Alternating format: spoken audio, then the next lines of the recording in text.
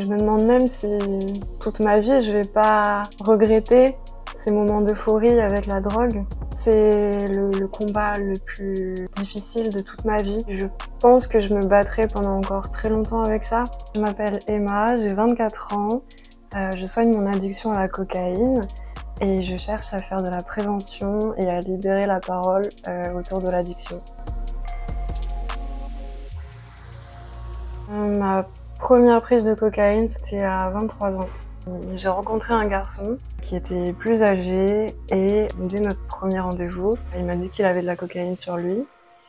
Pour moi, la drogue, je pensais jamais essayer, j'étais très opposée à ça. Avant la cocaïne, j'étais l'élève modèle qui fait des études en droit, qui travaille beaucoup, qui sort pas. Il me disait « Emma, sans la cocaïne, tu fatigues trop vite aux soirées, t'es moins drôle ». Et en fait, à force de sortir avec une personne qui prend de la cocaïne quasiment tous les jours, bah ça va très vite. Au bout de quelques mois, j'étais complètement dépendante à la cocaïne. J'avais le profil parfait pour tomber dans une addiction.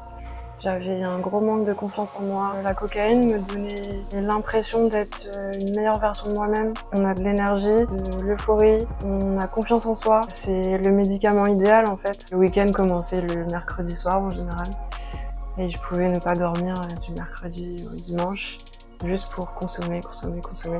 Et après, la consommation a commencé à être en journée. Et c'est là que le piège s'est vraiment refermé. Une fois que j'ai découvert cette drogue-là, c'était le champ libre pour tester toutes les autres drogues. Et à force de faire des mélanges, j'ai fait plusieurs overdoses, 4 overdoses en 6 mois. Même en ayant fait 1 ou 2 overdoses, pour moi, il n'y avait pas d'addiction parce que à ce moment-là, je consommais pas forcément tous les jours. Quand j'ai réalisé que mon bonheur dépendait de la cocaïne, là, je me suis dit ouais, il y a un problème. Le plus gros choc, ça a été de faire une cure de désintox parce que on se retrouve parmi des personnes addictes qui ont des vies complètement brisées, qui sont parfois tout seuls, presque à la rue, et de se dire que en fait on en fait partie, c'est très très violent. La drogue maintenant, c'est comme Uber Eats, on peut se faire livrer chez soi.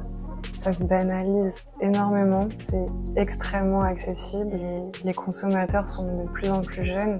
Il y a des gens de tout milieu, de tous âges qui consomment. Quand on est accro, on trouve toujours un moyen de financer. Je cherche un peu à montrer le côté moche de la drogue, le côté pas glamour que les gens ne veulent pas voir. Moi, en seulement 1 an de cocaïne, j'ai eu un déchaussement des dents irréversible.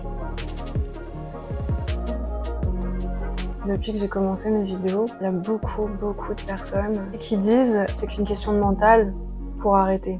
L'addiction, c'est une maladie. Bien sûr, il faut de la volonté pour s'en sortir, mais ça suffit pas dans la plupart des cas. Soigner une addiction, ça peut durer minimum 1 an. Et c'est très difficile de dire ça à des jeunes notamment.